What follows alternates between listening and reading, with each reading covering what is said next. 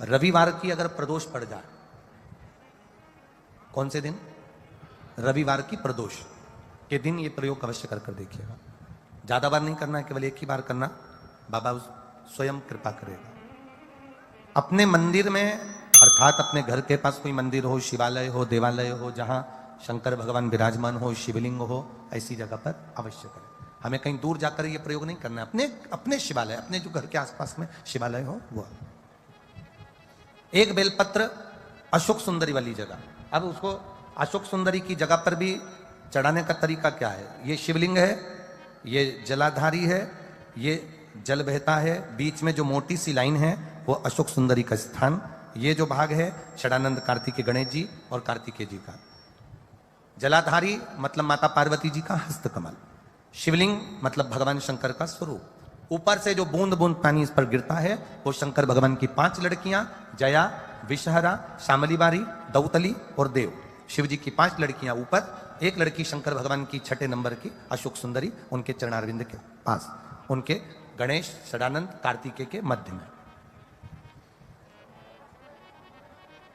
जब हम बेलपत्र चढ़ाएंगे तो उस बेलपत्र को चढ़ाते समय आपकी जो बेलपत्र की डंडी है वो बेलपत्र, रविवार प्रदोष के दिन का ये उपाय है महाराज, ये बेलपत्र की जो डंडी है इस डंडी का भाग शिवलिंग की ओर होना चाहिए। ये जो डंडी है इसका भाग अशोक सुंदरी पर जब चढ़ाएंगे तो शिवलिंग की ओर इसका भाग होगा महाराज। दूसरी, बेलपत्र को जब हम समर्पित करेंगे तो जलाधारी का जया, विषहरा, शामरीबारी, दौतली, देव, मान लो जलाधारी ऊपर नहीं है शंकर जी के तो उसका स्मरण कर कर 5 कन्याओं का नाम लेकर जया, विषहरा, शामलीबारी, दौतली, देव, इनका स्मरण कर कर शंकर भगवान के शिवलिंग पर बेलपत्र रखेंगे।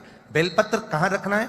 आप अगर यहां बैठे हो तो आपके विपरीत में डंडी का मुख होना चाहिए। ये बेलपत्र की जो डंडी है इसका मुख आपके विपरीत में हो। आप यहां बैठे हो तो डंडी उधर होगी, आप इधर बैठे हो तो डंडी का मुख इधर होगा, आप उधर बैठे हो तो डंडी का मुख इधर होगा, आपके ठीक विपरीत की ओर डंडी का मुख हो।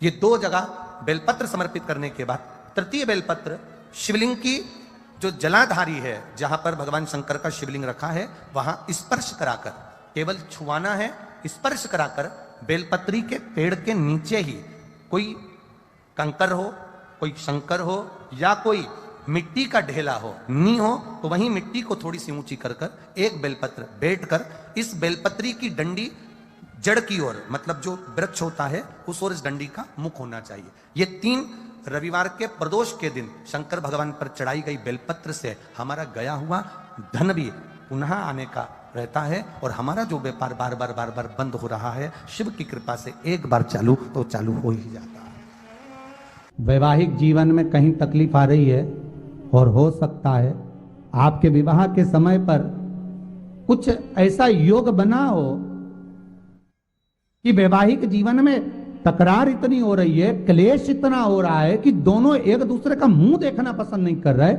8 दिन अच्छे से रहते हो, 15 दिन लड़ाई करते हो, 15 दिन अच्छे से रहते हो, फिर 8 दिन लड़ाई करते हो। तो उस वैवाहिक जीवन को सुखमय बनाने के लिए लिंग पुराण कहती है महाराज, किसी भी लाल फूल का रस,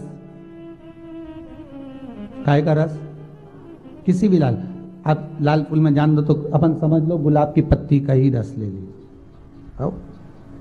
और सहज भाषा में अगर कहें तो कहें गुलाब की पत्ती का रस, तो हम कह देंगे कि वो गुलाब जल ही समझ लो, ठीक है, सहज भाषा में। तो कहा किसी भी एक पुष्प की पत्ती का रस, जिसका कलर कौन सा होना चाहिए? लाल। लाल पुष्प की पत्ती का रस लेकर भगवान शंकर पर महाराज जिस दिन रविवार का प्रदोष पड़े उस दिन शाम के समय प्रदोष काल में शंकर भगवान पर चढ़ाकर मां जगतजननी के चरणों में उस रस को समर्पित कर दिया जाए और उसी रस को लाकर पति और पत्नी अपने नयनों से एक ही आसन पर बैठकर नेत्रों से लगा लें। उस पति पत्नी में कभी झगड़ा नहीं हो सकता, क्लेश नहीं हो सकता और दोनों आनंद में जीवन निकाल सकते। तलाक भी हो रहा है तो उनको भी करा सकते हो, वो तलाक छूट जाए। शिव कथा कहती है प्रदोष के दिन, प्रदोष काल में शिव जी के नाम का स्मरण प्रत्येक को कर लेना चाहिए।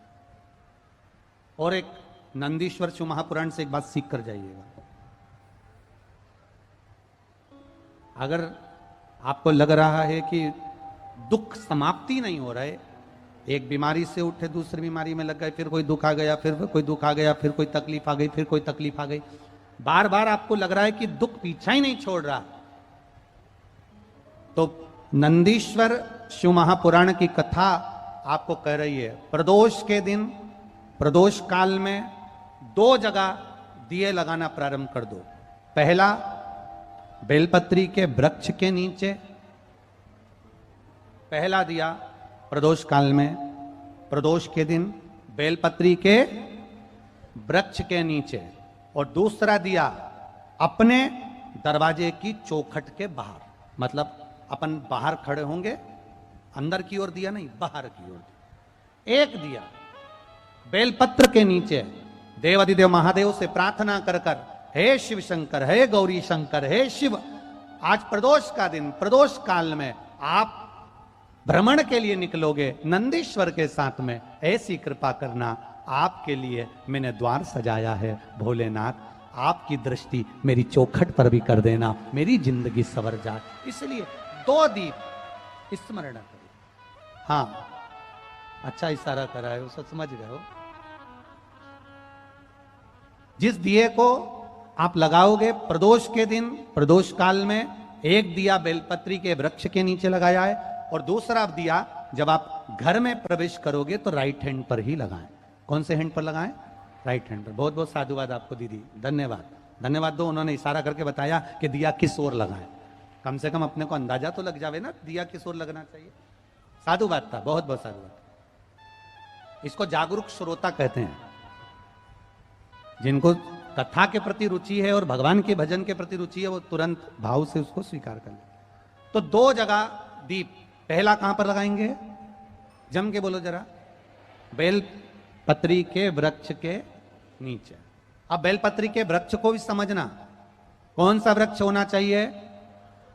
जो आप खड़े हो, दोनों हाथ ऊपर हो, उस हाथ तक भी उसकी पत्ती को स्पर्श ना हो पाए, मतलब उसकी छाया हमारे पूरे शरीर पर पड़े, तो बेलपत्री के वृक्ष की मूलता का आनंद है। जो छोटे बेलपत्री के वृक्ष होते हैं, छोटे छोटे जो पौधे होते हैं बेलपत्री के, इनको जल डालकर, खाद डालकर सिंचित करो, बड़ा करो, उनको पोषित कर कर, बड़ा कर कर कहीं अच्छी जगह उनको लगाओ। ये नहीं कि छोटी बेलपत्री के पत्ते तोड़ लो या छोटे से पौधे के पत्ते तोड़ लो, वो श्रेष्ठता नहीं है। शिव पुराण कहती है वृक्ष वो होना चाहिए जिसकी छाया हमारे ऊपर आए। बाकी के आपके घर में आप बेलपत्री का पौधा लगाते हो, उसको बड़ा करो, बड़ा करने के बाद उसको कहीं अच्छी जगह पर लगाओ जिससे वह बेलपत्री का पौधा बड़ा हो जाए। बड़ा हो जाएगा, हम हैं नहीं हैं, कम से कम वो पौधा रहेगा, वृक्ष बनेगा। वृक्ष बनेगा तो उसकी पत्तियां टूटकर महादेव पर चढ़ेगी, तो हमारा कल्याण अपने आप हो जाएगा। आप उसमें लगाइए, आप वो बेलपत्री के पौधे को बड़ा करिए, उसको लगाओ, वृक्ष हो बड़ा। तो पहला दिया कहां लगाएंगे? बेलपत्री के वृक्ष के नीचे।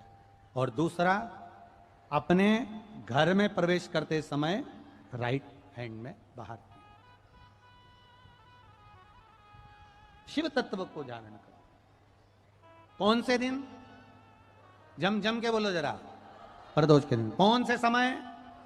प्रदोष काल, शाम का जो समय हो, शाम का समय, प्रदोष काल का समय भगवान को दीप प्रज्वलित कर दिया। शिव तत्व कह रहा है।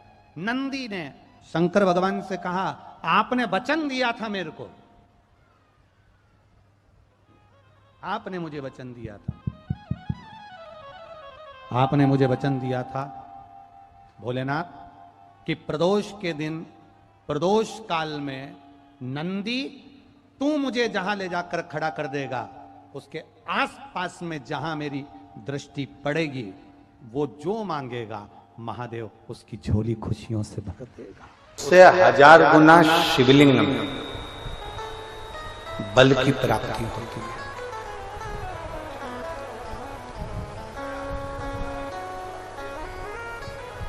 प्रदोष के दिन यदि आपको कहीं से शमी पत्र मिल जाए, प्रदोष के दिन यदि कहीं से आपको शमी पत्र मिल जाए और प्रदोष काल में, प्रदोष का जो समय होता है, शाम का जो समय होता है प्रदोष काल,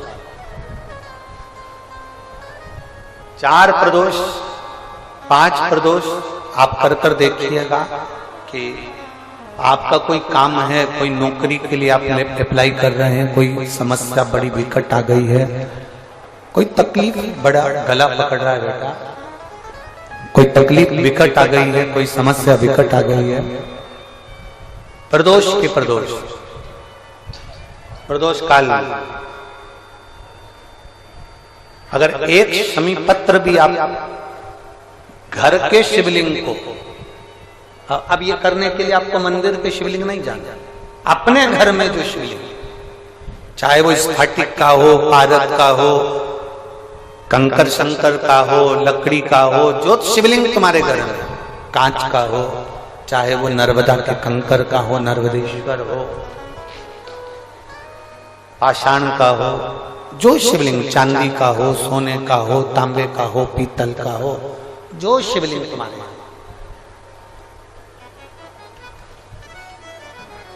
एक शमी पत्र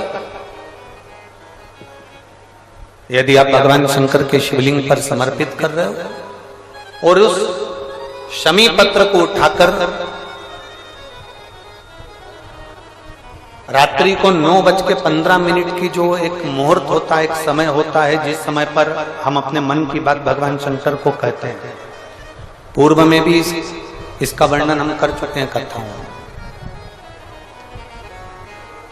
उस 9:15 पर वो शमी पत्र को उठाकर एक कागज में, एक कटोरी में उसको रखते थे।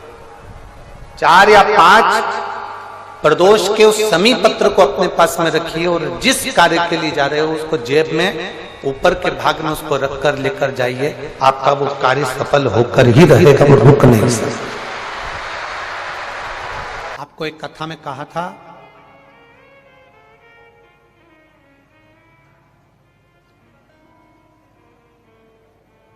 कभी ये शिवलिंग है, ये गोल जलाधारी है, ये सामने चरण है, करें दर्शन सबने, ये 2 सामने जो चरण हैं, इसके बीच में सुख सुंदरी है।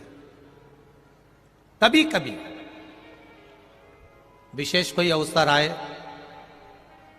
सोमवार की अष्टमी पड़ जाए या कोई विशेष प्रदोष का दिन पड़ जाए और आपको लग रहा हो कि मेरा महादेव को मैं जल चढ़ाते चढ़ाते इतना समय हो गया, मेरा महादेव नहीं सुन रहा, तब कभी कभी ऐसा मन में आए कि क्यों नहीं सुन रहा, तब लोटा भरकर जब जल लेकर जाओ, गणेश जी को चढ़ाया, अशोक सुंदरी को चढ़ाया, षडानंद कार्तिकेय को चढ़ाया, माँ जगत जननी जगदम्बा माँ पार्वती को चढ़ाया, वही जल ले जाकर बेलपत्री के वृक्ष पर चढ़ाया, शिव जी को अर्पण नहीं कर पाए। और सरल भाषा में समझ लो इसको, किसी माता को आपने देखा होगा, किसी व्यक्ति को आपने देखा होगा कि वो शिव मंदिर में जाता है, शिव जी को भले जल नहीं चढ़ाता है, पर शंकर भगवान के मंदिर में जाकर इतनी सफाई कर देता है, जहां शंकर भगवान का कहीं बेलपत्र वगैरह पड़ा हुआ है उसको उठाएगा, बीनेगा, फिर यहाँ से धोएगा, श्रृंगार करेगा, यहाँ से साफ करेगा, साफ करके जो पानी जा रहा है वहां साफ करेगा, साफ करके एकदम क्लीन करके फिर शंकर भगवान को पोंछ कर, स्नान कराकर, जल चढ़ाकर फिर उनका श्रृंगार करता रहता। कभी कभी आपके साथ में भी ऐसा हुआ होगा, आपने भी करा होगा, ऐसा नहीं कि नहीं करा। कभी कभी सब दूर सफाई के बाद शिवलिंग की सफाई करना भूल गया या शंकर जी के शिवलिंग पर जल चढ़ाना भूल गया, जल चढ़ाकर आ गया। अब आ तो गया, पर चिंता देवादिदेव महादेव को लग गई। मेरा था, भक्त था, उपास करता था, शिवरात्रि का व्रत करता था, पशुपति व्रत करता था, सोमवार सावन के करता था, 16 सोमवार करता था, पर आज इसको ना जाने क्या हो गया कि ये मेरे ऊपर जल ना चढ़ाकर सब दूर जल चढ़ाकर चले गया। देवादिदेव माता पार्वती जी से कह देते हैं, सुन पार्वती, अगर कोई भूलवश भी मुझ पर जल चढ़ाना भूल जाए और तेरे हस्त कमल पर जल चढ़ा कर जाए तो पार्वती जितना फल मैं प्रदान करूं उससे दुगना फल तुझे प्रदान करना है, यह शिव कह रहा है। और इसका प्रमाण कहां पर मिलता है? इसका प्रमाण मिलता है महाभारत में, इसका प्रमाण मिलता है श्रीमद् भागवत कथा में। भीम, दुर्योधन और जरासंध तीनों ने तप करा, तीनों बैठे हैं अलग अलग शंकर भगवान का भजन करने के लिए, और तीनों शिव जी का भजन कर रहे हैं, तीनों शंकर भगवान का गुणगान कर रहे हैं, तीनों शिव जी का तप कर रहे हैं। और तप करते करते करते करते करते करते भीम को लग गई भूख, चले गया भोजन करने। जैसे ही भोजन करने गया तो कुछ खाने का तो मिला नहीं, केले के पेड़ पे से केला लिया या छील छील के खाकर फेंक दिया, बैठ गया। इतने में देवादिदेव महादेव प्रकट हो गए, और महादेव प्रकट होकर तुरंत मेरे शंकर भगवान ने प्रसन्न होकर प्रकट होकर दुर्योधन और जरासंध को देखा और दोनों से पूछा तुम्हें क्या चाहिए मांगो। दुर्योधन और जरासंध ने कहा हमको 100 हाथियों का बल दे दो। शंकर भगवान ने कहा 100 हाथियों का बल? तथास्तु। शंकर भगवान ने तथास्तु तो कह दिया। भीम बैठकर केला खा रहे थे और जरासंध और दुर्योधन जाते जाते हंस दिए। बताओ इस खबड्डे को देखो, हप्सी को देखो, खाने के चक्कर में इसको आशीर्वाद नहीं मिला और हमको 100 हाथियों का बल मिल गया। किसी पर मत हंसना। दुर्योधन और जरासंध भीम पर हंसे थे और दुर्योधन और जरासंध भीम पर हंस दिए। भीम का मुंह उतर गया, चेहरा उतर गया, केला छोड़ा, भीम तप करने चले गया। तप करने गया तो भीम जान गया कि मैं अब तप करूंगा तो महादेव का नहीं करूंगा, पार्वती जी का करूंगा।